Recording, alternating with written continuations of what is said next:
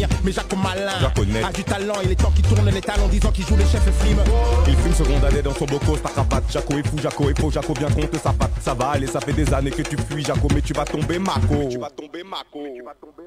Jaco, Jaco, est-ce ou pas la smanti en l'eau? Ou pas la smanti en l'eau, ouais. Jaco 100% Mako, ouais. Jaco, Jaco, est-ce ou pas la smanti en l'eau?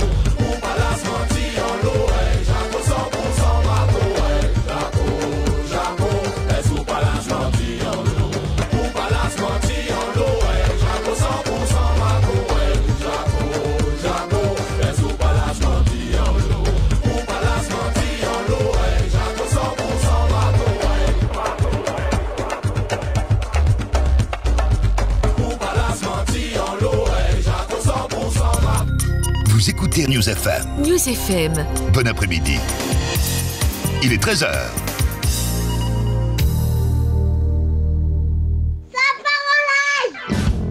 Parents Live, la vie de famille en direct. Vous avez envie de partager votre expérience de parents, grands-parents, beaux-parents, enfants ou ados sur un sujet qui vous tient à cœur, racontez-vous. Sur Parents Live, on parle de la vie de famille, la vraie, celle qui tâche, qui fait du bruit, qui empêche de dormir ou qui claque les portes. Rejoignez le direct Parents Live tous les deuxièmes mercredis du mois sur News FM. Retrouvez les podcasts et l'ensemble des vidéos créées dans le cadre du projet Parents Live sur parentslive.fr. Les sons. Yes, la famille, bonjour à toutes et à tous, bienvenue dans cette émission Parents Live, l'émission consacrée à la parentalité sous toutes ses formes, 20e numéro. Bouh, bonjour Florence. Salut Greg. Ça va ? Ça roule. Ouais, très bien, très content de se retrouver pour cette deuxième Parents Live de l'année 2022, la première Et oui, était en mettons janvier. qu'on fait ça tous les 2 mois, on se voit un petit peu moins. Carrément, on se voit un petit peu moins. Mais ça veut dire que le Covid recule et qu'on fait plus de choses sur le terrain, donc moi ça me fait plaisir quand même. C'est bien, on le dit comme ça me va, ça me va. Aujourd'hui, la thématique de ce 20e numéro de Parents Live, du balai, la charge mentale, comment se faciliter la vie au quotidien. Et oui, ça fait un sacré bout de temps en fait que moi ce sujet-là, il me trotte dans la tête. Et pour une émission de lendemain de 8 mars, de lendemain de journée du droit de la femme, je trouve que le timing, il est plutôt pas mal. En fait, moi, il y a beaucoup de choses que j'avais anticipées avant de devenir maman, ou plutôt j'avais projeté plein de trucs, et puis forcément, il n'y a rien qui s'est passé comme prévu. Et notamment le fait que j'allais être propulsée à la tête d'une mini-société, où il me faudrait organiser des plannings, de la logistique, du ravitaillement, de la manutention, et bien sûr, les ressources humaines avec des collaborateurs passablement réfractaires. Bref, en tant que mère, ce serait moi, le chef de la maisonnée, et la personne référente. Et bien que persuadée que je me tenais à distance du modèle familial de mon enfance, j'ai foncé tête baissée et j'ai fini par reproduire très vite le schéma traditionnel de la répartition genrée des tâches. Donc ce que j'avais envie de faire dans cette émission, c'était de réhabiliter la conversation ménagère, celle dont on a souvent un peu honte, mais qui en fait peut vraiment nous changer la vie. Du genre, ah ouais, toi tu utilises un aspirateur à vapeur pour nettoyer les sols, c'est comment ? Moi j'arrive pas à décrasser ma baignoire, t'aurais pas une super recette de grand-mère ? Franchement, les repas du quotidien, moi ça me prend le chou, tu t'organises comment ? Et puis moi, j'arrive pas à me tenir en fait à des routines ménagères. Je craque quand tout est vraiment trop crade. C'est quoi ton plan pour se motiver chaque jour ? Et puis surtout, l'important, c'est de remettre tout ça dans une perspective de travail d'équipe pour que chaque membre de la famille soit partie prenante. C'est pour ça qu'après une partie trucs et astuces, on va se demander comment on répartit les tâches au sein du couple, de la famille, et puis comment on facilite la participation des enfants. Yes, avec nous pour en parler, Sixtine, mère de 4 enfants de 13, 12, 8 et 6 ans. Bonjour Sixtine, tu es avec nous en visio, voilà.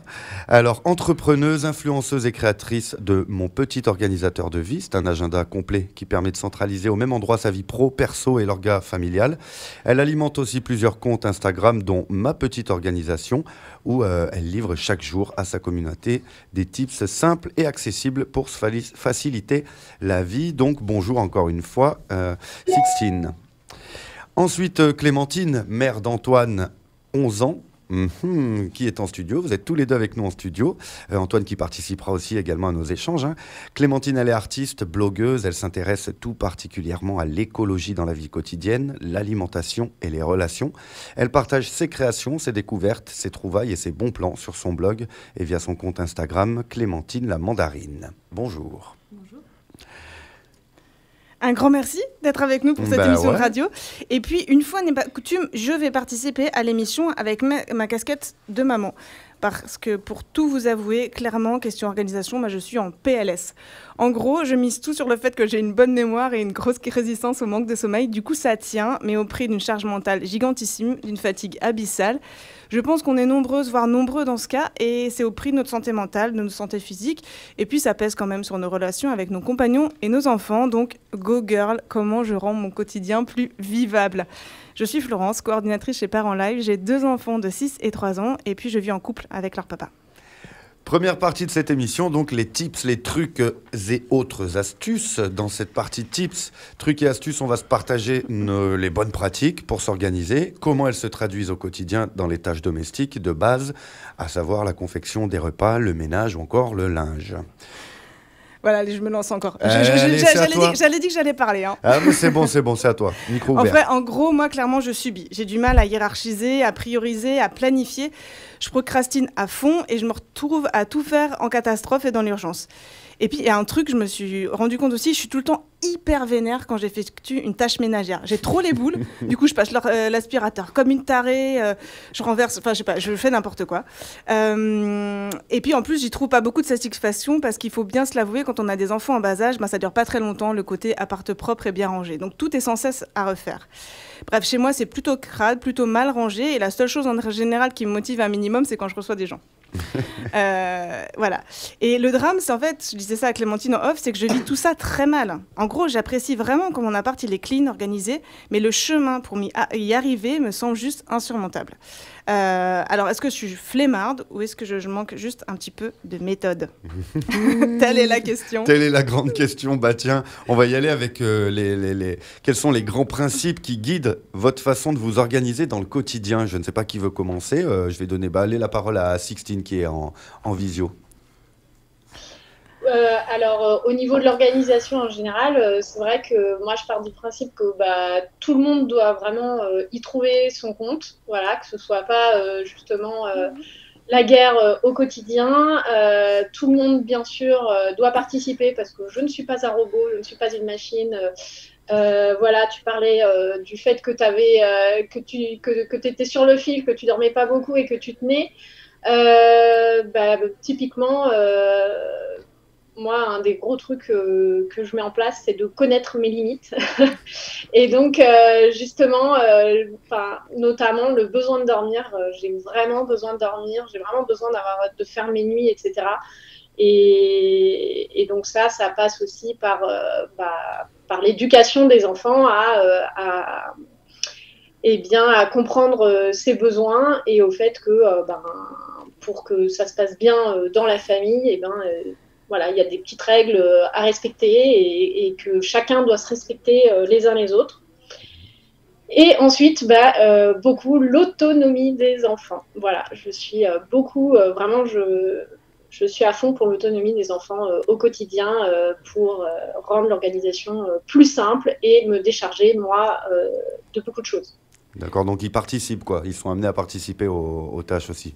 Oui, et Sixtine, ce que tu disais aussi dans nos échanges pour préparer l'émission, c'est que toi, tu avais un état d'esprit où finalement, l'idée, c'était pas... tu n'avais pas envie de performer la mère de famille qui a 4 enfants et qui fait tout. Au contraire, tu avais envie de faciliter la vie, quoi. Ah mais complètement, voilà. Moi, vraiment, c'est quand je dis que tout le monde y trouve son compte, c'est ça. C'est que moi, j'y trouve mon compte et que...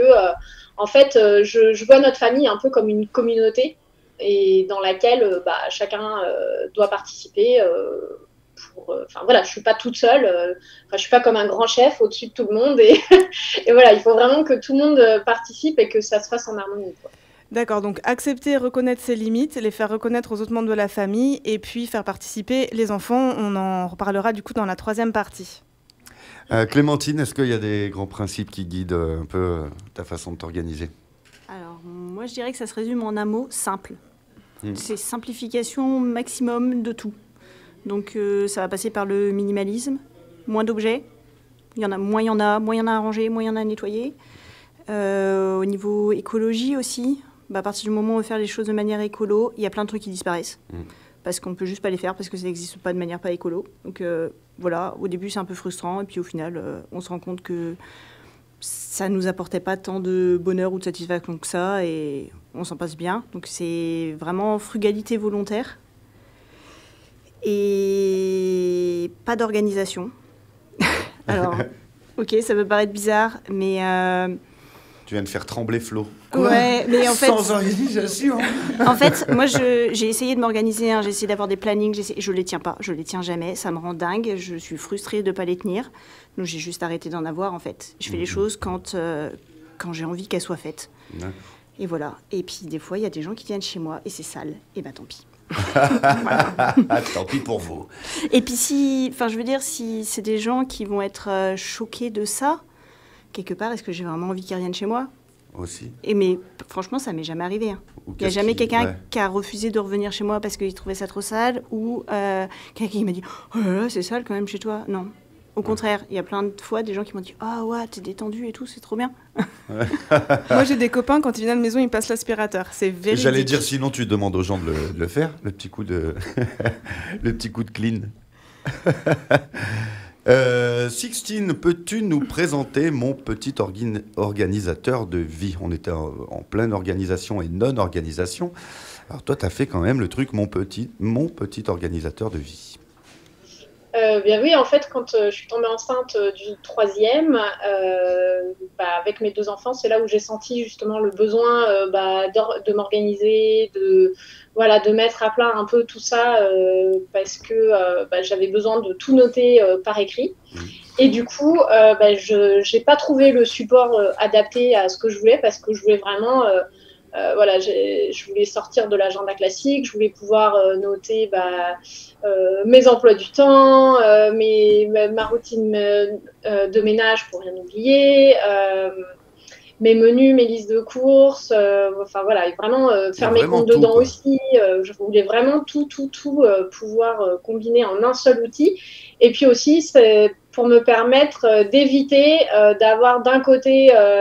un bloc-notes pour les listes de courses, d'un autre côté des post-it pour à côté du téléphone quand on a des choses à noter, un agenda, un truc, multiplier les supports. Et du coup, je voulais vraiment tout regrouper en un seul. Et donc, du coup, c'est pour ça que j'ai créé mon petit organisateur de vie qui, normalement, doit pouvoir nous permettre de tout noter dessus. Et c'est sous quelle forme ? C'est quoi ? C'est un site ? C'est une appli ? C'est un truc que tu as, toi, papier ?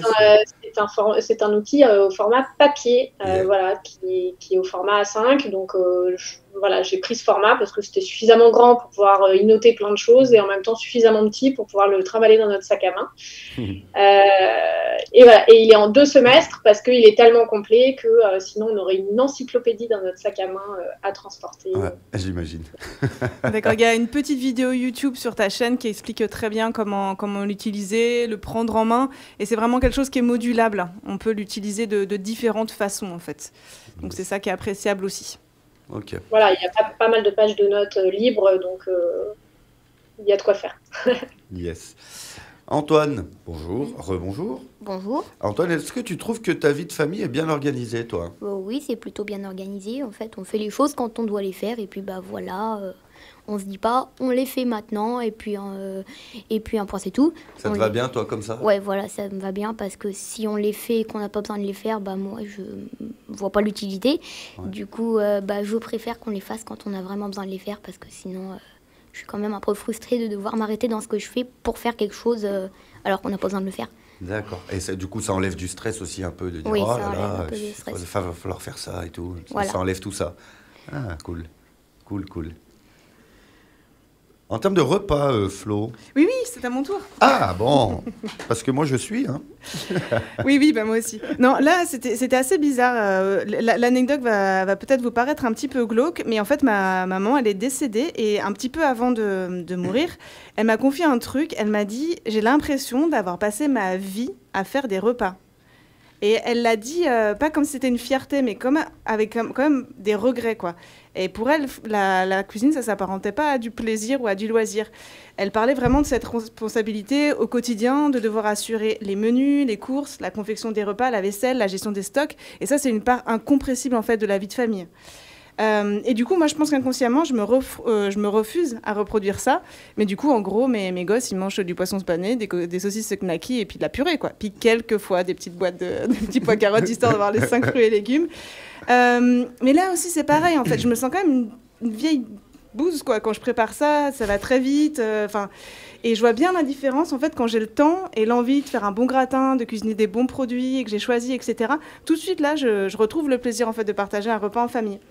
Donc, au-delà des années de psychanalyse dont j'ai besoin, moi, ma question, c'est quoi, en fait, les bonnes pratiques pour faire que la question cruciale de l'alimentation, ce soit un moment fun et pas une énième contrainte. Parce qu'en fait, quand même, pour moi, il y a un enjeu de santé derrière qui est réel. Enfin, j'ai pas envie d'empoisonner mes enfants, quoi. Mais en fait, au quotidien, je leur file pas de la super bouffe, quoi. Mais c'est ce que tu es en train de faire, Flo. Il faut vraiment que tu arrêtes.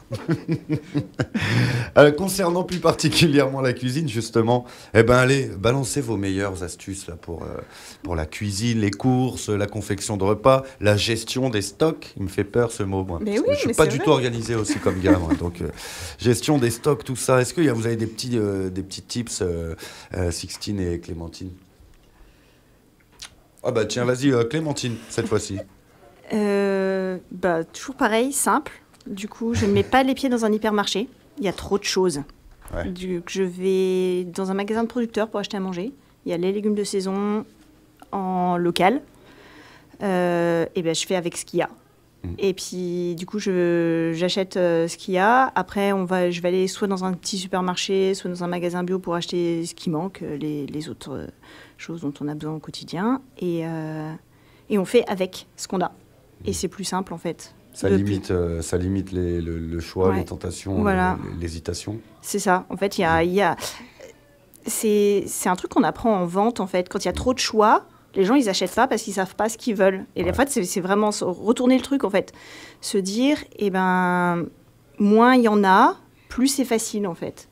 Donc, en hiver, on mange des brocolis et des blettes, mais c'est cool. Et puis cet été, on mangera des tomates et des poivrons et on n'est pas à se demander devant un rayon de fruits et légumes de 3 km ce qu'on a envie, devant 250 marques de jambon, laquelle on veut. Non, il y a un producteur de jambon, 2 tranches ou 4 tranches et basta. Et ça va vite et c'est facile. Simplifier en amont, en fait, ça. C'est ça. Je vois ça comme ça. C'est ça. Et du coup, j'ai mon cahier de recettes fétiches avec, c'est pas des recettes en fait, c'est des idées. Et ça va être les pâtes aux légumes. Et les pâtes aux légumes, elles vont pas être les mêmes en hiver, en été, etc. Quand on a le temps, quand on n'a pas le temps. Mais voilà, c'est des idées de base. Le cake, en fait, il y a la pâte à cake de départ. Et puis après, on balance dedans ce qu'on veut. Aujourd'hui, on veut qu'il y ait de la viande. Aujourd'hui, on veut qu'il y ait du fromage. Aujourd'hui, on préférerait avec que des légumes. Ah il n'y a pas de lait, du coup, je vais mettre le jus de la ratatouille à la place. Enfin, voilà, c'est adaptabilité, créativité. Ouais. Adaptabilité, carrément. Carrément, très bien. Est-ce que c'est sensiblement la même chose pour toi, Sixtine, ou complètement différent? Oui, je m'y retrouve assez bien dans ce que dit Clémentine. Alors, c'est peut-être un peu différent parce que moi, j'habite en région parisienne. Donc, les petits producteurs locaux, ce sera plus sur le marché de la commune. Mais en fait, Florence, t'es pas perdue parce que moi, je vois ma façon de consommer et de faire les menus et tout ça, ça a évolué vraiment dans le temps.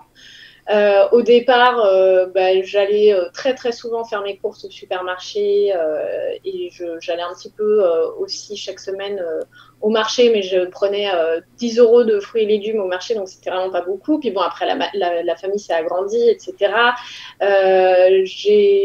Plus ça allait, plus je travaillais et moins je prenais de plaisir à aller au supermarché, plus ça devenait une contrainte en fait. Et plus, je me suis organisée justement pour y aller le moins possible. Et donc, en fait, grâce à mon organisateur de vie, en fait, dedans, il y a les fruits et légumes de saison. Il y a aussi une partie où on peut noter ses idées. Où là, moi, ce que je recommande, c'est de noter ses idées, mais avec toutes les personnes du foyer. Parce que y a pas de mal à faire des poissons panés une fois de temps en temps et ça peut faire plaisir. Il faut aussi que ça reste un moment plaisir pour tout le monde et pas leur servir des coquilles Saint-Jacques ou des trucs hyper cherchés à tous les repas, voilà. Donc vraiment, voilà, avoir d'un côté ses idées, d'un autre côté ses menus, ses listes de courses et encore à côté les fruits et légumes de saison. Voilà, et en fait faire ces menus grâce à tout ça. Déjà de faire en fonction des fruits et légumes de saison, c'est un peu ce que dit Clémentine, c'est déjà beaucoup mieux, aussi bien pour l'environnement que pour nous, parce que les fruits et légumes sont meilleurs. En plus, ça coûte moins cher. Et enfin voilà, il n'y a que des avantages. Qu'est-ce que je voulais dire? Oui, donc je me suis organisée et j'en suis arrivée en fait à ne faire un supermarché qu'une seule fois par mois. Donc je faisais mes menus pour le mois. Donc là, j'avais une façon très facile de faire mes menus. C'était, je mettais parce que donc moi, je dois faire des repas midi et soir. Parce que j'ai mes enfants qui rentrent déjeuner. Donc, je mettais des entrées tous les midis, des protéines, voilà. Je complétais avec les légumes. Donc, ça, je faisais ça sur 4 semaines. Donc, ça évite d'avoir des plats qui reviennent trop souvent. Le fait de faire un mois d'un coup. Et ensuite, je répartissais les produits laitiers, les fruits, etc. Et donc, ça me permettait de n'aller qu'une seule fois au supermarché. Mais petit à petit, j'ai pris encore moins de plaisir d'aller au supermarché. Et puis surtout aussi, j'ai refait des changements dans mon alimentation. Je me suis tournée un peu plus vers le bio. Et donc maintenant, en fait, je ne vais plus du tout au supermarché. C'est pour ça que je me retrouve dans ce que disait Clémentine. Je ne vais que au marché. Et en effet, ça me limite aussi dans le choix des viandes, des poissons.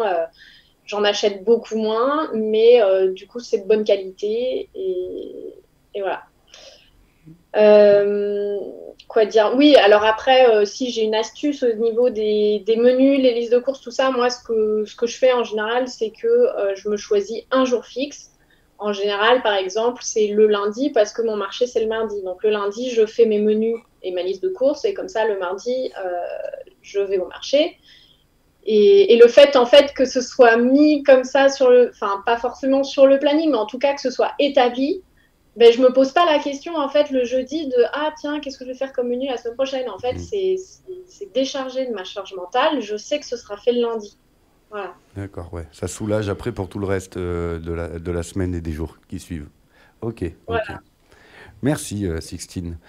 Continuons avec les révélations de Florence. Parlons ménage. Non, juste pour compléter cette histoire de cuisine, donc il y a beaucoup de familles qui utilisent le Thermomix. En général, elles sont très satisfaites. Sixtine, tu pourrais nous en dire quelque chose.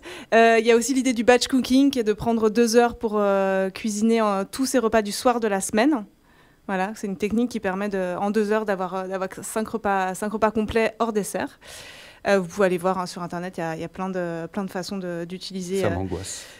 D'accord.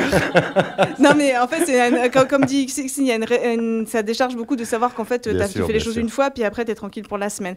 Donc, tout ce qui est pour batch cooking, Thermomix, je sais que tu as un compte aussi, Sixtine, pour...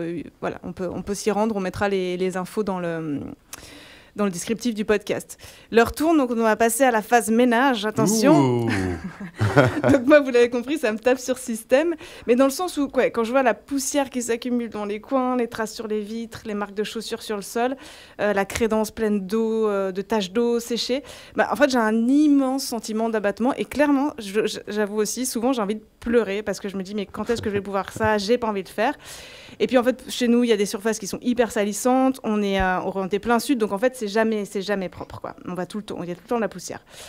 Donc, en termes de tips, moi, il y a une seule chose dont je suis super fière, c'est que je passe la raclette dans ma douche à chaque fois. Mes enfants le font aussi. Et c'est un truc, ça me procure un sentiment d'alignement vraiment très intense. Je me dis vraiment, je fais ce qu'il faut, je le fais tous les jours, c'est bien, tout est clean. Et puis, il y a une autre chose aussi qui est bien rangée chez nous, c'est les jouets des enfants. Et parce qu'en fait, c'est indispensable de savoir où retrouver le jouet d'un enfant quand il ne sait pas où il est, parce que sinon, ça finit mal en général. Donc voilà, pareil, quand tout est bien rangé, que rien dépasse, que je peux chercher quelque chose et que je le trouve à la bonne place, je suis là, mais yes, trop bien, ça y est, j'ai la maîtrise de mon existence. Donc voilà, j'ai des crises mystiques face au ménage. Mais vous, c'est quoi vos routines, vos façons de vous motiver, les produits magiques que vous utilisez et votre système de rangement imparable? Donc moi, ce que j'ai compris de Clémentine, c'est qu'il faut faire en sorte de ne pas avoir trop à ranger. Oui. Alors moi, j'ai pas de routine. D'accord. Parce que je déteste la routine. La routine me désespère. Donc je fais le ménage quand j'en ai marre, quand c'est trop sale. D'accord. Donc j'assume, du moins j'essaye d'assumer le fait que des fois c'est crade. Et en fait, ça va me prendre genre, cette baignoire, je peux juste pas monter dedans avant pour me laver. En fait, elle est trop sale, donc je la lave à ce moment-là. Alors, je dis pas que c'est le meilleur truc à faire, hein, mais j'arrive pas à faire autrement. Donc, au bout d'un moment, j'ai arrêté d'essayer, de me dire, alors voilà, lundi, je nettoie la salle de bain, mardi, la cuisine, parce que juste, c'est pas moi, ça marche pas. Et voilà, donc pour le ménage, après, j'ai 2 produits. Je fais à peu près tout avec. J'ai une pierre d'argile. Je ne sais pas si vous voyez ce que c'est. Bien sûr. Et de l'eau avec vinaigre. Bien sûr. Attends, Flo, pierre d'argile, bien sûr. Alors, c'est un gros savon blanc. Un gros savon blanc. Qui frotte voilà. les trucs. Et tu mouilles un peu, tu mets ton éponge dessus et ça nettoie plein de surface, la pierre d'argile. Exactement. Et ça raille pas. Alors, et ça raille pas. Bang, Flo. Je t'ai mouché. À fond, là. Et c'est super écolo, ça dure super longtemps, ça coûte pas cher, c'est génial. Voilà, du coup, avec ces 2 trucs-là... Et le deuxième, c'est quoi ? De l'eau avec du vinaigre. Ah, d'accord, oui. Et un pit. Ouais. Et voilà, avec ça, je fais quasiment tout, à part les toilettes, je dirais. D'accord. Donc, ça, encore, voilà, une fois, c'est simple. Et la pierre d'argile se balade dans la maison en fonction de où est-ce que c'est sale. Et voilà. Sinon... minimalisme, moins il y a de trucs à ranger et moins il y a de trucs à faire la poussière dessus, etc. Et plus on gagne de temps. Donc au final, chez nous, le truc à dépoussiérer, c'est les plantes. Il y a des plantes vraiment partout. Donc c'est dépoussiérer les feuilles des plantes pour qu'elles puissent faire la photosynthèse. Et je pense que sinon, c'est des surfaces qui sont... il n'y a pas de bibelot, il n'y a pas de trucs comme ça. Du coup, faire la poussière, ça va super vite en fait. Je passe l'aspirateur pour faire la poussière. Et ça va vite. Et voilà, et les livres, sinon, qui prennent un peu la poussière. Mais pareil, on peut passer l'aspirateur dessus et ça va plus vite. Et voilà. Easy. Simplifié. La simplification même. C'est parfait. Sixtine, des petits tips pour toi ? Sixtine, tu seras sûrement du côté des routines. Ou pas forcément. Oui, ouais. En fait, moi je me suis aperçue que quand on fait un petit peu quand même tous les jours, ça évite de faire trop d'un coup. Mais ceci dit, je fais pas ça sur toute ma maison. Je ne passe pas ma journée à faire du ménage. Je me concentre sur ce qui est essentiel pour moi, en fait, ce qui me fait vraiment... qui me procure du bien à chaque fois. Et donc, ça, c'est une habitude qui m'est venue après avoir lu la méthode Fly Lady, Entretien avec son évier. Je me concentre notamment sur l'évier de ma cuisine et la cuisine en général, c'est-à-dire que le soir, quand je vais me coucher, on va dire 80% du temps, toute l'année, l'évier est propre, il n'y a rien qui traîne, le plan de travail est dégagé. Et ça, c'est vraiment une habitude que j'ai prise parce que le matin, quand j'arrive, ça me fait l'effet waouh dès le matin. Ça me procure vraiment énormément de bonnes énergies. Après, comme Clémentine, je suis aussi vachement pour le désencombrement. Par exemple, dans la salle de bain, il n'y a pas un truc qui traîne sur les vasques. Ce qui permet de, quand on se lave les dents, on donne un petit coup hyper rapide. Ça se fait vraiment en 2 secondes. Et alors, si je peux te donner un tips plutôt que la raclette comme ça, c'est le séchage. Vraiment d'avoir un petit chiffon dans ta salle de bain pour sécher tout de suite ton évier ou dans la cuisine ou dans la salle de bain, tu sèches tout de suite et ça va te demander beaucoup moins de travail après pour enlever le calcaire. Voilà, donc ça, c'est pareil, c'est investir dans du bon matériel. Donc, une microfibre de mauvaise qualité qui coûte 50 centimes, ce ne sera pas la même qu'une microfibre qui coûte, on va parler de moins de 10 euros. Attention, c'est 5-6 euros, mais voilà, ça va faire toute la différence.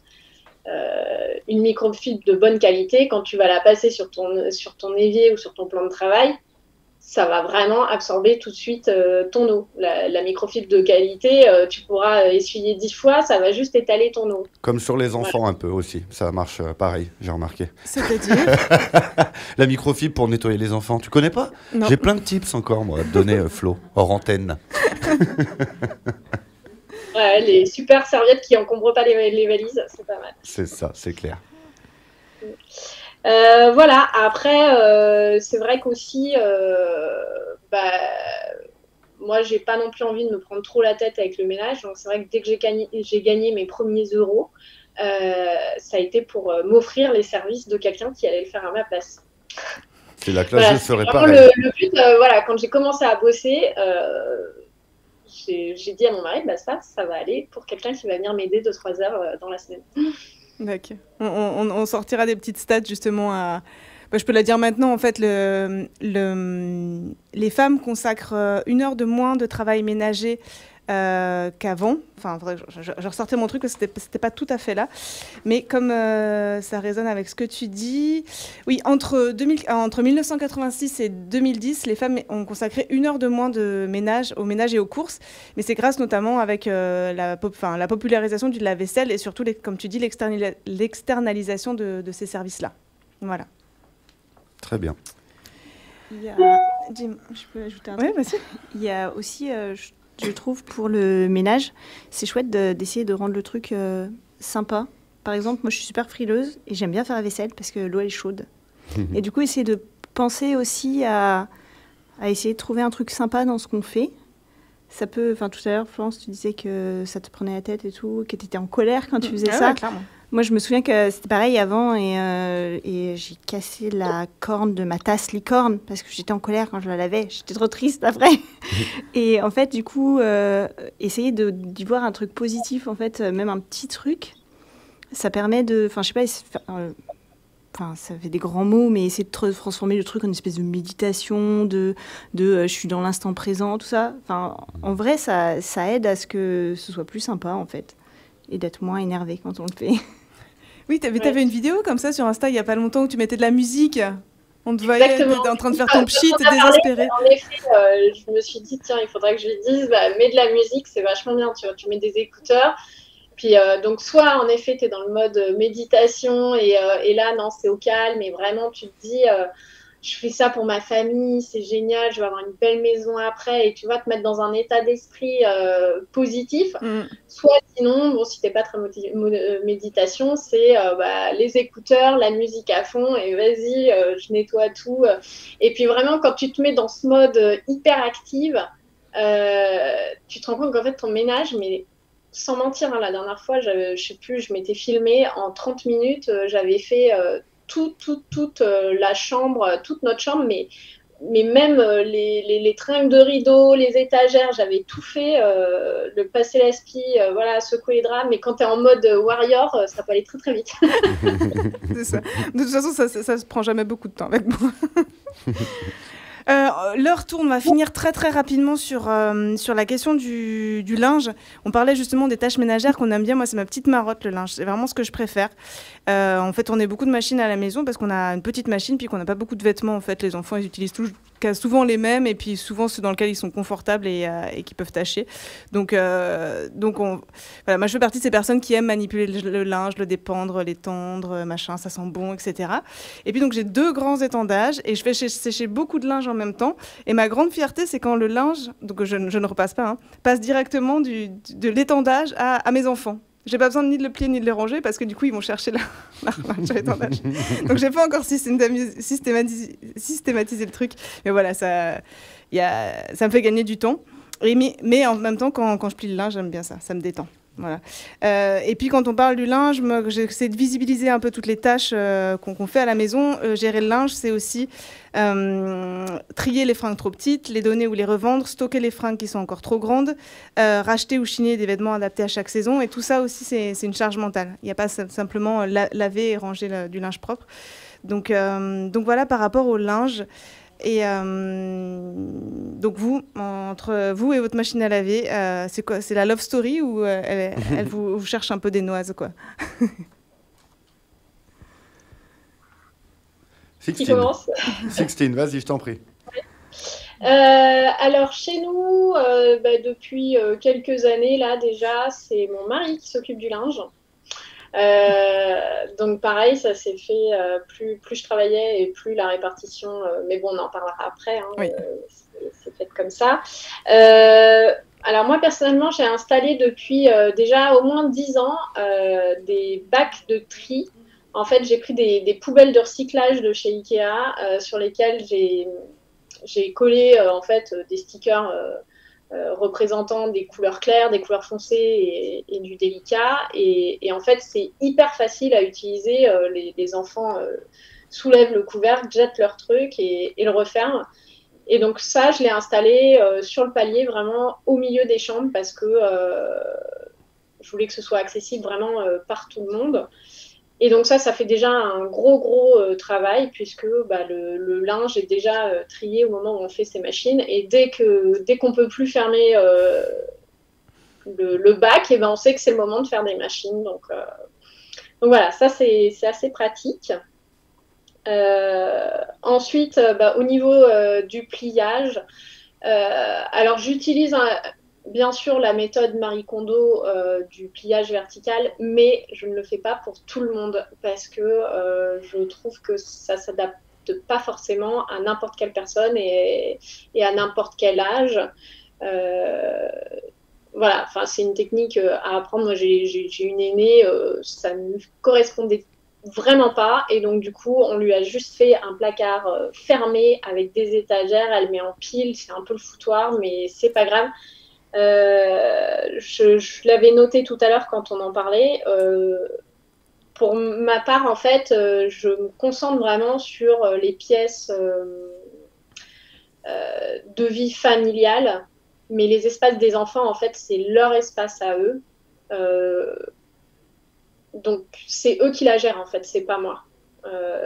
Et après, s'ils veulent que ce soit en foutoir, c'est en foutoir. C'est pas mon problème. La seule chose, c'est que, par exemple, si je peux pas accéder à leur lit pour leur dire bonsoir le soir, je leur dis, non, je suis désolée, pas de baiser ce soir parce que je ne peux pas accéder à ton lit. Et en fait, ils se rendent compte par leurs actions des conséquences. Et c'est comme ça, en fait, que je les éduque à ranger leur chambre s'ils veulent derrière qu'il y ait quelqu'un qui y entre. Voilà. D'accord. Donc, je me suis un peu éloignée du linge, mais voilà. Alors, donc, voilà, pour finir sur le linge, c'est ça. C'est vraiment adapté en fonction de chaque personne, en fonction des rangements aussi, si on a des étagères ou plutôt des tiroirs. D'accord. On mettra aussi en descriptif du podcast la méthode que tu as citée de Marie Kondo. C'est ça ? Marie Kondo, voilà. Et toi, Clémentine, alors ? Alors, Marie Kondo pour moi aussi. D'accord. Et c'est le seul truc, elle est très très carrée, c'est le seul truc que j'ai réussi à récupérer de toute sa méthode, parce que sa méthode c'est pour toute la maison, mais c'est vraiment le seul truc sur lequel j'ai accroché chez elle, le pliage vertical. Et du coup pour Antoine, qui ne sait pas garder des vêtements pliés, il a 2 bacs et c'est en vrac dedans, et ça marche bien. 3 bacs, tu peux le dire, hein. 3 bacs. T'as combien de bacs, Antoine ? Il y en a 3. Il y en a 2 oranges et un rouge. Ils servent à quoi ?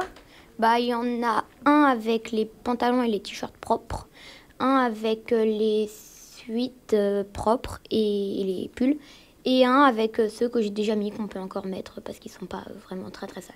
D'accord. Yeah. Et sinon, j'ai aussi une toute petite, une petite étagère avec 3 tiroirs. Un avec des Lego et les 2 autres, il y a les chaussettes dans un et les slips dans l'autre. D'accord, donc ce que je comprends, c'est que tu plies pas tes vêtements, tu les récupères non pliés. On les prend et on les met dans le bac, comme ça. D'accord, ok.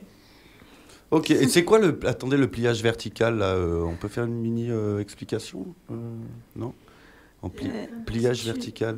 En fait, pour un t-shirt, par exemple, tu vas le plier, je dirais, encore en 2 par rapport à ce qu'on plie habituellement, peut-être même en 3 pour les grands t-shirts de garçons. Et après, tu les ranges juste à la verticale, les uns à côté des autres dans le tiroir.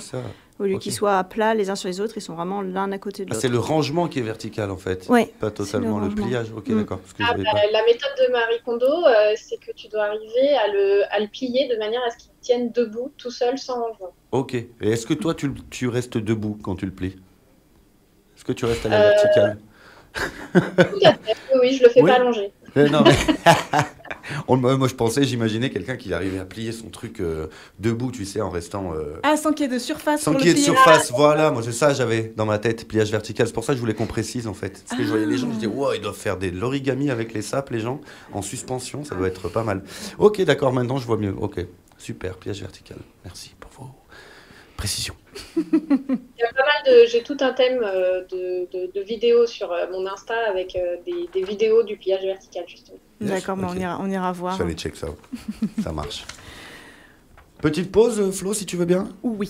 Allez, petite pause musicale. On se retrouve juste après, les amis, pour cette émission Parents Live 20e édition, consacrée à la facilitation de la vie au quotidien, du balai la charge mentale, comme dirait Flo. On se retrouve tout de suite après avec nos trois invités, Clémentine et Antoine sur le plateau, et Sixtine qui est en visio avec nous. À tout de suite, les amis. All the things you made believe, things we said we should achieve. You took it all like a thief. Why'd you do that? Till that day I was so naive, but then I saw a face I'd never seen. You were a different one anytime you leave. I never knew that. It's bowing down to who's above or looking down on who's below. Bowing down to who's above or looking down on who's below. Looks are deceiving. I believe in something bigger than me. Looks are deceiving. I believe in something bigger than me. Wearing faces. Wearing faces. Wearing faces. Wearing faces. A screw face knows who to frighten, who to profile and who to be guide. A pretty face knows who to blind and when to tell lies and when to be nice. The aloof face makes you wanna find things you cannot find out, and you keep trying. God forbid that we lose face. Show me your true face and I show you mine. Bowing down to who's above or looking down on who's below. Bowing down to who's above or looking down on who's below. Looks are deceiving. I believe in something bigger than me. Looks are deceiving. I believe in something bigger than me. Wearing faces. Wearing faces. Wearing faces. Wearing faces.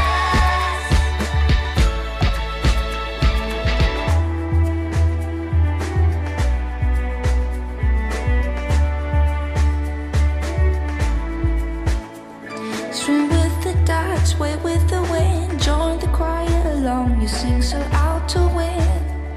I don't know you. Faceless, shadowless, in between. More or less and more at what expense? I don't know you.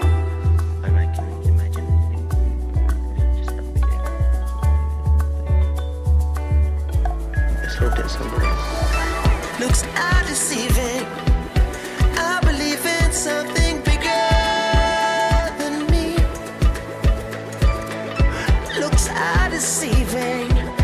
I believe in something bigger than me. Oh, wearing faces. Wearing faces. Wearing faces. Wearing faces. Wearing faces.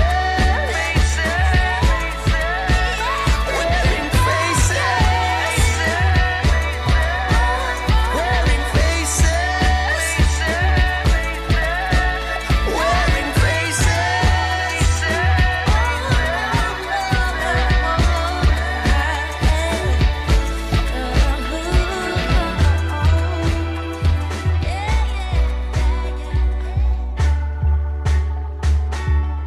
Yes, les copinous.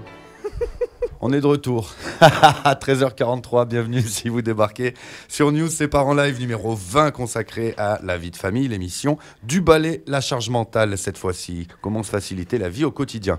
On revient avec cette partie, j'ai envie de te dire Flo, cette fois-ci on passe à autre chose encore, la répartition des tâches. Oui, parce que là, c'était pendant une demi-heure, on s'est demandé comment faire pour se faciliter la tenue de sa maison. Mais on peut se dire aussi que répartir les tâches, les mathématiques, ça permet de moins en faire quand même. Et notamment les répartir avec la personne ou les personnes qui partagent notre vie. Parce qu'on n'est pas forcément en couple, et puis parce que des fois, il y a des grands-parents, il y a des personnes qui travaillent, qu'on emploie, etc. Mais voilà, comment on se répartit tout ça? Et là aussi, j'avoue, on entame un gros chapitre des déconvenues parentales. On peut peut-être fermer la porte parce que... Ce serait mieux, j'y vais. Oui, merci. Donc non, à mon grand dame, on n'est pas un couple paritaire ni égalitaire, en tout cas pas encore, car l'espoir fait vivre, comme on dit. J'en fais en gros 1000 fois plus, à la louche. Je supporte la charge mentale et ouais, il n'y a que moi qui connais la pointure de mes gosses et qui prend les rendez-vous chez le coiffeur, par exemple. J'ai testé pas mal de techniques qui ont toutes lamentablement échoué les unes après les autres. Je suis passée par tous les modes, agressif, compréhensif, défaitiste, pédagogue, sentimental, féministe. Et moi, je comprends pas toujours ce qui coince. J'ai l'impression d'avoir eu 10 fois cette conversation avec mon compagnon, genre je gère le linge et la cuisine, ok, et toi tu gères le ménage et les ordures. Résultat, je vide les poubelles 9 fois sur 10 et il n'a pas quand il s'en occupe, c'est qu'elle déborde déjà, donc je suis déjà saoulée en fait. Et puis le pire, c'est qu'il n'a pas vraiment l'excuse du boulot parce qu'en fait, de toutes nos années de vie commune, depuis qu'on est parents, il y a eu plusieurs configurations. On a été tous les deux au chômage. Des fois, il était à temps partiel, moi à temps plein. On a été tous les deux à temps plein. Et à part l'hiver où il bosse tous les jours, finalement, on est quand même assez égalitaire par rapport à notre vie professionnelle. Bon, bref, vous avez compris, je l'aime pour plein d'autres trucs, mais pas pour ça. Et le jour où on fait une émission sur la sensibilité des hommes, je lui ferai une meilleure presse. Promis. Ouais, alors du coup, attends, moi, question à Antoine, Oui. du coup, directement. À ton avis, Antoine, pourquoi c'est important de partager les tâches dans une famille? Bah pour moi, s'il n'y a qu'une seule personne qui se retrouve à tout faire, en fait, du coup, elle fait tout. Et du coup, elle peut rien faire d'autre. Du coup, c'est un peu dommage pour elle, parce que elle peut pas avoir du temps pour elle. Puis pour les autres, parce que c'est cool aussi de partager des moments ensemble. Très bien. Même, tu veux dire même les tâches à faire ensemble, ça peut être drôle aussi, peut-être? Oui, faire des tâches ensemble, ça peut être drôle aussi. Les grosses tâches, parce que faire une petite vaisselle du midi avant de partir à un endroit, on va pas la faire à deux, ça va être un peu serré, quoi. C'est clair, c'est clair. Et puis, voilà, comment rendre tout ça plus attractif, plus sympa à la maison, les tâches ménagères, la répartition des tâches. Voilà, on peut les faire certaines choses à deux, c'est cool. Je sais pas, est-ce que vous avez des petites préférences? Ouais, moi l'idée... Toi? Non, mais je me dis, l'idée, c'est de trouver aussi un modèle gagnant-gagnant où finalement, qu'est-ce qu'on va gagner à s'investir chacun à part égale, ou en tout cas à réfléchir à une organisation qui nous convient dans le foyer, qui n'est pas forcément à part égale, mais si elle nous convient et qu'on la réfléchit ensemble et qu'on la valide ensemble, c'est quand même autre chose que si elle est juste subie par une seule personne. Donc l'idée, c'est comment on se répartit les tâches dans la famille. Est-ce que c'est au jour le jour? Est-ce qu'on anticipe? Est-ce qu'il y a des outils? Est-ce qu'il y a des applis? Est-ce que c'est conflictuel ou pas? Et l'idée, là, c'est vraiment pas de se dire pourquoi ça se passe comme ça, parce que là, on en a pour des heures, mais plutôt de se dire comment on fait autrement si la répartition qu'on a des tâches actuellement dans la famille ne nous convient pas. Je sais que Clémentine, tu as une petite astuce. Alors, moi, j'ai essayé d'avoir une vision objective.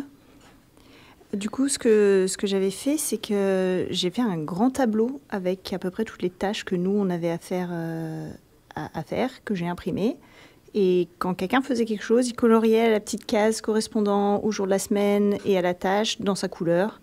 Donc, chacun avait sa couleur. Et ça a permis de voir concrètement qui faisait quoi. L'idée du test pendant un mois, c'était de ne pas en faire soudainement 3 fois plus que ce qu'on faisait d'habitude, histoire de faire genre « Ah non, c'est pas vrai, j'en faisais plein ». Et en fait, du coup, ça nous avait permis de nous rendre compte sur quoi on va, de manière ce qui nous plaît le plus, en fait, finalement, ou ce qu'on déteste le moins.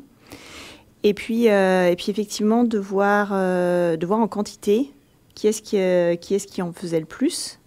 Et à partir de là, du coup, on avait fait une répartition sur ce qu'on aimait bien faire. Et au final, de tous les tests qu'on a pu faire, ce qui est ressorti, c'est que le plus motivant, c'est de faire tous ensemble. De se dire, allez, là, on a du temps, on va prendre 2 heures et on fait tous ensemble. Comme disait Sixtine tout à l'heure, des fois, on met de la musique, une playlist punk, ça marche bien pour faire le ménage. Et Et voilà, en fait, si tout le monde le fait, ça entretient la bonne humeur et puis ça va plus vite. C'est satisfaisant en fait de voir que ouais, par exemple au travail, les locaux sont quand même assez grands et quand on est 3 ou 4 à s'y mettre en une demi-heure, on a tout fait en fait. Et du coup, c'est hyper satisfaisant. Et puis de voir que tout le monde le fait aussi, c'est chouette. Voilà. Yes. Sixtine, pour toi? Alors nous, pour tout ce qui est tâches, on essaye de faire en sorte que ce soit quelque chose de naturel. Donc, il n'y a pas de tour. Moi, j'ai abandonné les tableaux avec qui fait quoi, à quelle heure et tout, il y a bien longtemps. Et franchement, je trouve que on s'en porte pas plus mal. C'est beaucoup plus zen. Voilà. On n'essaye pas de peser qui a fait combien, etc. Enfin, voilà, moi, je pars du principe que c'est impossible d'être dans l'équité. Il faut juste que ça ne reste pas trop contraignant pour une personne en particulier. Enfin voilà, l'idée c'est vraiment d'équilibrer et que chacun trouve son équilibre dans la gestion des tâches. Pour tout ce qui est tâches personnelles, en fait, j'ai créé des petites fiches routines que j'affiche. Par exemple, à côté de la salle de bain pour la fiche routine du matin, etc. Comme ça, les enfants, plutôt que de répéter 15 fois, il faut mettre la table, il faut ci, il faut ça, voilà, je leur dis juste, t'en es où de ta fiche rose, t'en es où de ta fiche bleue? Et en fait, du coup, ils vont eux-mêmes regarder le déroulé de ce qu'ils ont à faire. Et là, mes fiches, elles ont fini par tomber. Et il n'y en a plus besoin, en fait. C'est devenu une habitude. Les enfants savent. Et l'avantage des horaires, c'est qu'ils savent. Alors nous, bon, ça peut paraître un peu militaire, mais on a une organisation très, très chronométrée, on va dire. Voilà, je récupère la première, je la récupère à 15h50, donc c'est très, très tôt. J'ai calculé, j'ai à peu près 5 heures dans la journée pour travailler, donc c'est pas énorme. Donc moi, le soir, j'ai besoin d'avoir du temps pour moi. Donc, j'ai mis une alarme sur le téléphone fixe de la maison à 17h45. Et donc, quand elle sonne, les enfants savent, j'ai même pas besoin de dire, ils l'entendent, ils savent que c'est le moment d'aller prendre leur douche, de se préparer, de mettre la table, de ranger vite faire leur chambre. Et moi, je sais que c'est le moment, voilà, pour préparer le dîner, etc. Et en fait, au niveau de la répartition des tâches, on s'adapte aussi en fonction des rythmes de chacun. J'en ai une qui est en grande section de maternelle et l'autre qui est en 4e au collège. Donc, c'est pas les mêmes rythmes. Celle de 4e, elle a beaucoup de travail. L'autre, pas du tout. Donc, voilà, on essaye de faire en sorte que ça vienne naturellement. Donc, moi, quand je prépare le dîner, de toute façon, il n'y a pas de dîner si la table n'est pas mise. Donc, en fait, ils n'ont pas le choix que de la mettre. Ils ne se posent même pas la question. Le dîner n'est pas servi et ce n'est pas moi qui vais mettre la table et ils le savent. Donc, quand ils ont fini leur douche, ils arrivent, ils mettent la table et puis là, c'est bon, ils peuvent se servir. Voilà, et donc voilà. Donc, je disais, on essaye de faire entre les différents rythmes et les différentes envies. Donc, c'est comme disait Clémentine, en fonction de ce qui nous plaît le plus ou ce qu'on déteste le moins. Voilà, donc par exemple, l'aîné nourrit le chien, la seconde la promène, le 3e met la table, la 4e, elle fait un petit peu en fonction de ses possibilités.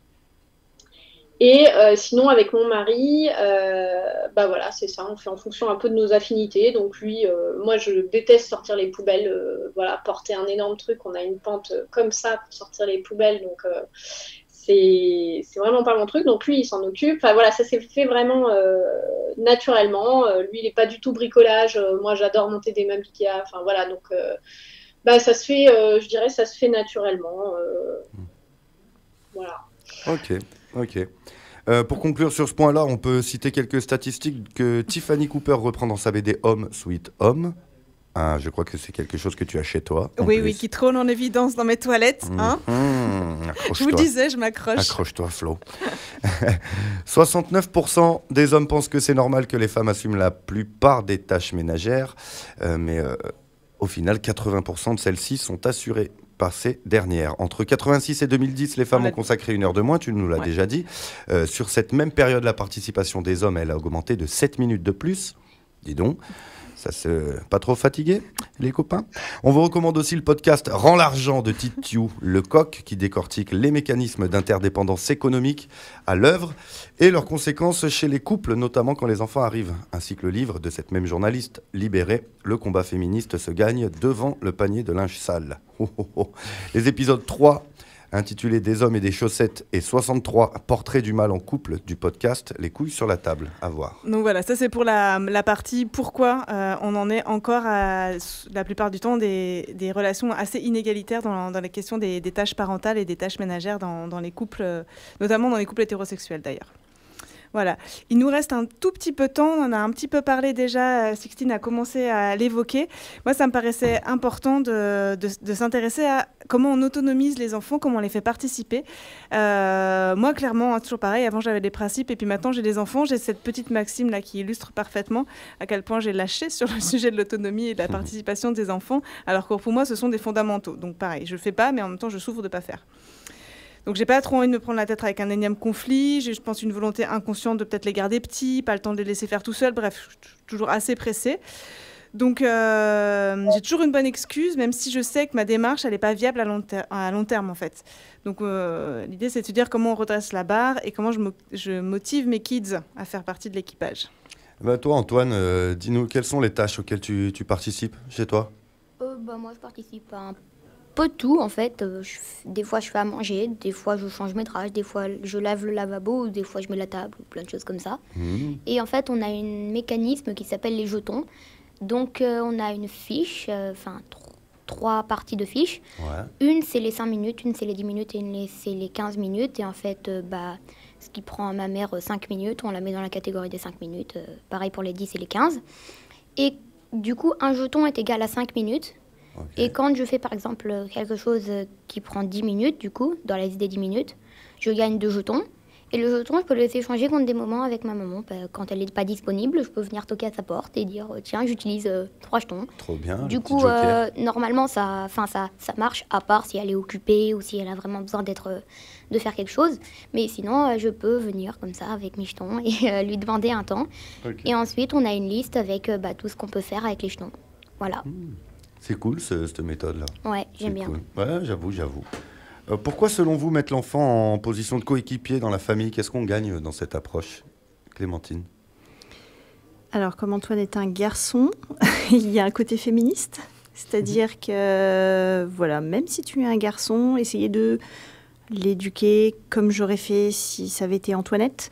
Et du coup, essayer de lui apprendre ces choses-là, parce que comme ça, quand il sera adulte et qu'il va habiter tout seul ou pas, il saura faire les choses en fait. Il va pas être perdu au secours. Je sais même pas me faire cuire des pâtes.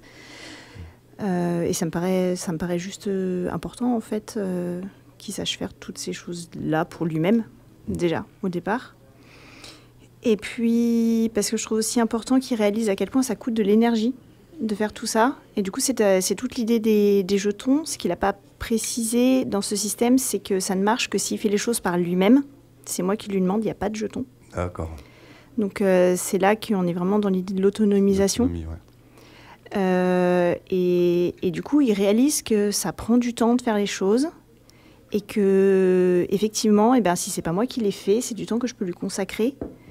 Et du coup, dans sa réponse tout à l'heure, je me suis rendu compte qu'il avait vraiment intégré ça parce qu'il le dit, si c'est tout le temps la même personne qui fait ça, elle ne peut pas faire des trucs avec les autres.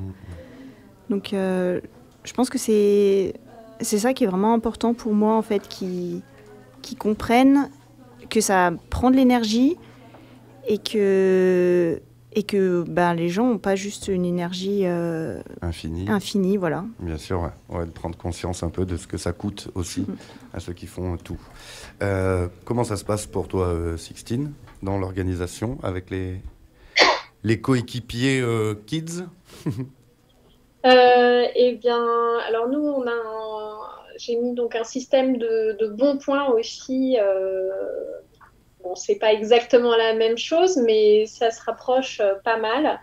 C'est-à-dire que j'ai une petite affiche dans l'entrée où à chaque fois que je remarque que les enfants ont fait un effort, enfin quelque chose de pas forcément naturel pour eux, ou voilà, ou vraiment, je sais pas, un jour ils se sont mis à ranger leur chambre de fond en comble et vraiment on voit la différence, ou alors ils ont débarrassé le lave-vaisselle. Alors c'est pareil, ça marche pas si c'est moi qui leur ai demandé.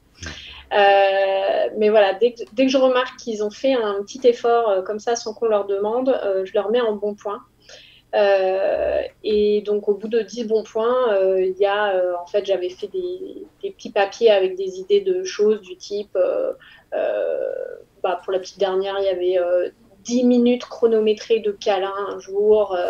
Il y avait pour les grands, c'est un repas seul avec les parents, donc ça, elles adorent.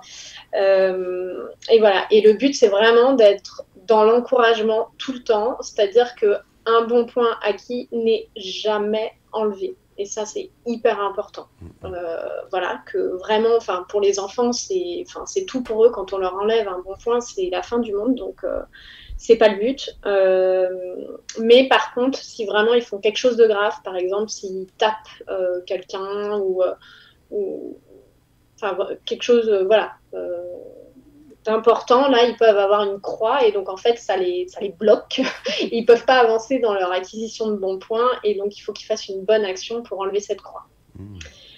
Voilà, sachant que comme c'est vraiment pour développer cette envie d'aider, je donne des bons points très très facilement. De temps en temps, je sais pas, je peux en mettre même 2, 3, 4 dans une journée. Si vraiment il est en mode je veux aider à fond, faut les encourager et voilà. Yes. Et ensuite, pourquoi l'autonomie des enfants ? Oui, comme Clémentine, le jour où ils vont partir, franchement, ce sera vraiment un beau cadeau qu'on leur aura fait, qu'ils soient déjà bien autonomes. Et puis aussi, ça nous fait gagner énormément de temps. Moi, je vois, dès qu'ils sont capables de faire quelque chose, je les laisse faire. Et ça, depuis qu'ils ont 6 mois. Dès qu'ils tiennent assis, s'ils savent faire un truc, je les encourage en fait à le faire et je le fais plus à leur place. Alors je peux le faire en fait, je le fais avec eux une première fois. Quand je vois qu'ils ont du mal, je les accompagne pour faire et jusqu'au moment où ils vont savoir faire vraiment tout seuls. Donc ça prend du temps parce qu'au début, il faut être beaucoup à leur côté. J'ai comme exemple les enfants de maternelle en petite section où on nous demande de leur mettre 2 ou 3 fois par semaine les chaussons quand ils arrivent à l'école parce qu'il y a gym ce jour-là. Moi, j'ai toujours, j'arrive et puis je dis à ma fille, on est quel jour ? Là, c'est les chaussons. J'essaye de leur faire prendre conscience aussi par eux-mêmes. Et donc, en fait, je m'asseyais sur le petit banc à côté et j'attendais parfois 10-15 bonnes minutes qu'elle arrive à enfiler ses chaussons. Mais elle y arrivait, mais ça prenait du temps. Et plus ça allait dans l'année, en fait, moins ça prenait de temps. Et en général, vers le milieu de l'année, voire fin d'année, elle les mettait en 2 secondes, alors que je voyais encore des parents qui prenaient les pieds de leurs enfants et qui leur mettaient. Et je me dis, en fait, c'est pas un cadeau pour eux. Ils gagnent pas de temps parce que moi, à la fin, ça se faisait vraiment en 2 secondes. Et voilà. Voilà, c'est vraiment un cadeau pour eux et aussi pour nous, pour tout le temps que ça peut nous faire gagner. Yes. Merci. Et est-ce qu'on peut être... on va bientôt clôturer, je crois, cette émission, mais une petite dernière question quand même pour Sixtine et pour rassurer Florence. Est-ce qu'on peut être très bien organisé et quand même se retrouver débordé par moments ? Oh oui. Oui, non, mais ça c'est par rapport à l'expérience que j'ai vécue en janvier là, où j'ai beau être très organisée avec le Covid, mon mari qui est en déplacement tout le temps, les gens qui m'aident au quotidien, que ce soit côté perso, côté pro ou même mon mari, ils ont tous les uns à la suite des autres enchaîné le Covid, donc j'ai perdu la personne qui m'aidait sur un plan à chaque fois. plus tous les protocoles fois 4 enfants. Moi, quand j'allais à la pharmacie pour les autotests, c'était par douzaine. Plus voilà, les queues au labo qu'on peut faire jusqu'à 2 fois par jour, donc 6 heures au labo dans la journée. Enfin voilà, donc tout ça cumulé, oui, on a le droit de péter un câble. Et ça a été mon cas. Et en fait, ce que j'ai fait, c'est que j'ai pris vraiment un temps pour moi. En fait, quand mon mari est revenu de son énième déplacement, il m'a dit « T'inquiète pas, je rentre demain, donc ce sera les vacances. » Donc j'ai beaucoup ri quand on m'a parlé de la charge des femmes. Voilà, oui, tu rentres, c'est les vacances, d'accord. Tu m'as pris un billet, je peux partir. et là, en fait, il m'a dit non, mais si tu veux, vas-y. Et du coup, je l'ai pris au mot et je suis partie. Alors, j'ai attendu 1 ou 2 semaines et quand j'ai vu que vraiment ça continuait à s'accumuler et que voilà, et je lui ai dit, écoute, là, je sentais que j'étais vraiment à fleur de peau.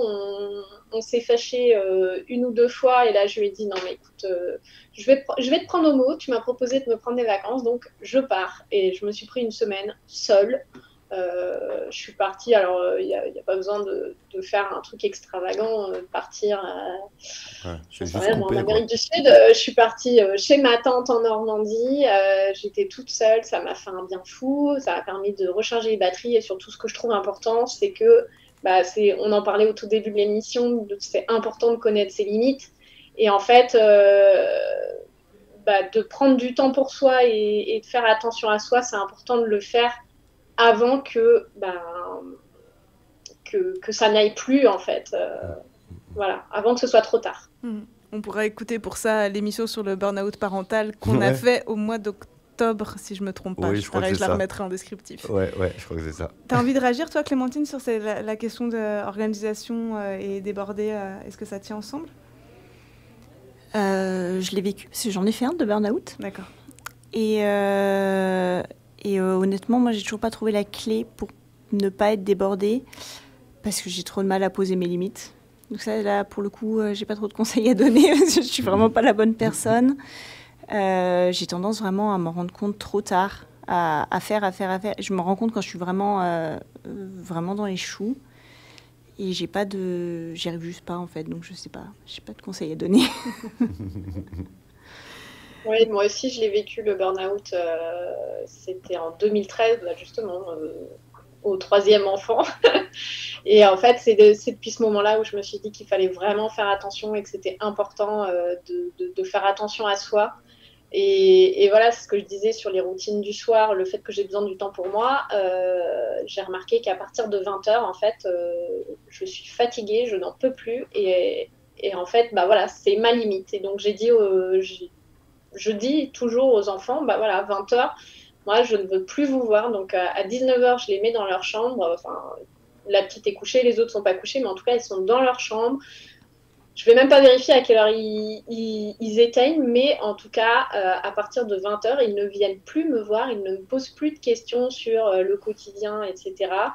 Ils connaissent ma limite et je pense que c'est hyper important en effet de connaître ses limites et de savoir les dire et je trouve vraiment que nos enfants sont très très ouverts et comprennent vraiment bien ces limites quoi. Quand on leur explique vraiment ils comprennent super bien. D'accord, encore des bonnes pratiques de parents. Clémentine, tu avais une petite annonce toi, à passer avant de conclure cette émission, je crois. Et puis tu peux aussi en profiter pour nous parler rapidement de ton travail.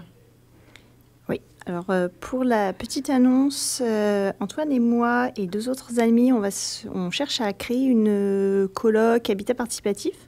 Nous, on cherche une grande maison dans l'agglo grenobloise. Donc, si vous avez ça dans votre poche, je ne sais pas comment on peut faire du coup pour faire... Donne ton mail.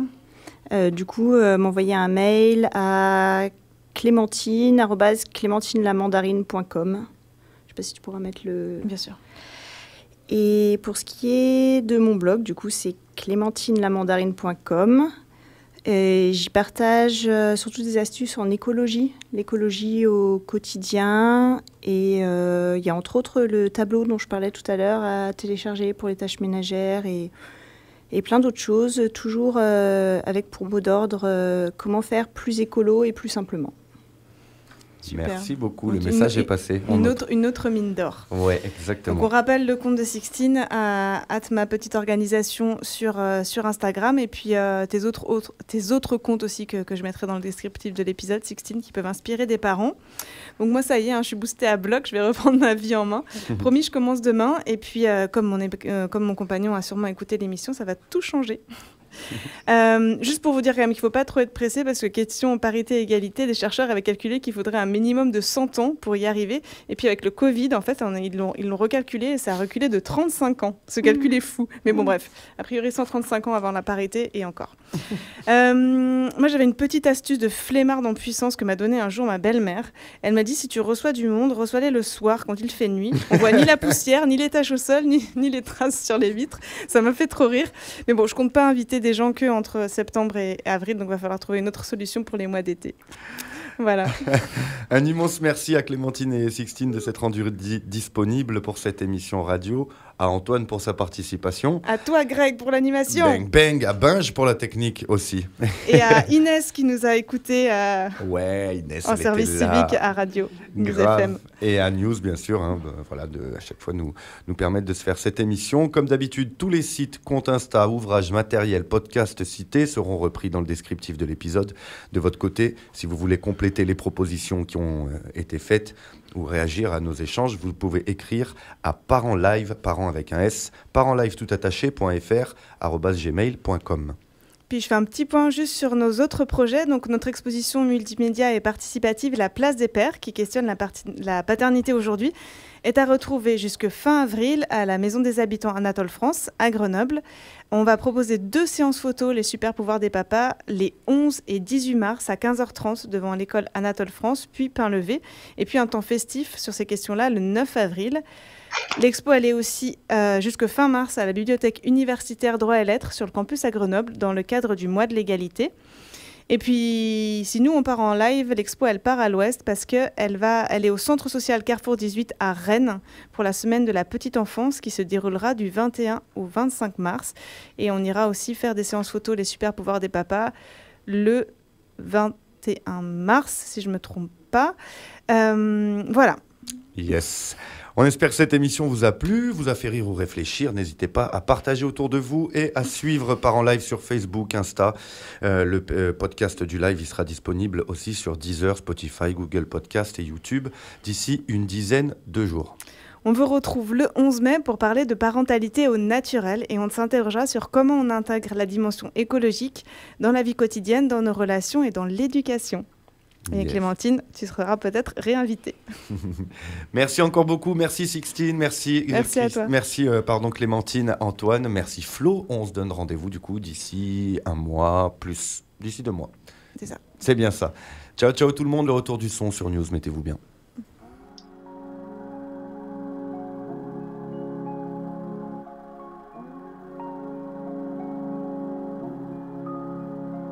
How can I explain myself to you?